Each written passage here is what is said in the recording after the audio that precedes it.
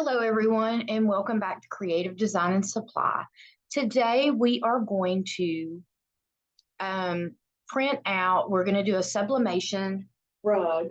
And since we now have these sublimation rugs, they are 19 by 31. And here I have drawn out a map, or I've made my page as big as that. So now I'm going to be printing from a Sawgrass 500, which is an 8.5 by 11. So I want to jump on here and I want to show you how I am going to print this beautiful sunflower. Okay. So I have everything else that is 8.5 by 11 that I'm going to print to press on there, or to put on there rather. So I'm going to need to print this in two different ways. So I copied it and I've put it over here and I've duplicated it. Okay.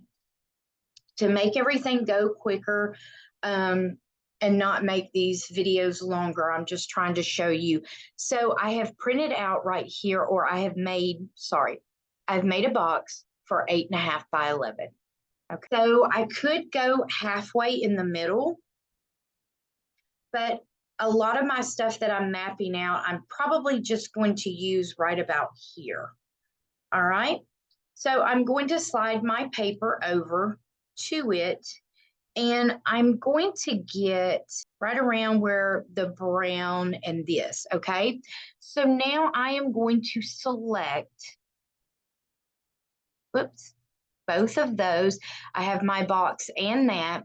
I'm going to come over to my modify. Now I am going to crop, okay? Now I have that over here. I'm going to do another box, all right? And so see how this one is a little bit over.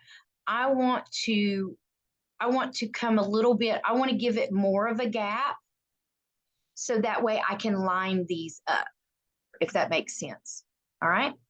So I'm going to come over here and I'm going to get a little bit more of that.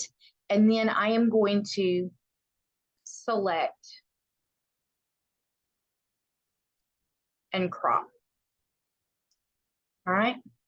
So then that way, whenever I put them together, all right, and I have changed my line to yellow, which I need to change it to none. Oh, that's why I have that yellow line in there.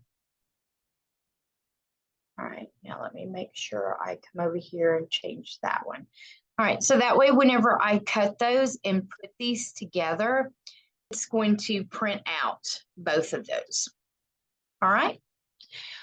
I hope that helps someone. If you have any other questions, comment below and I will be glad to answer them for you.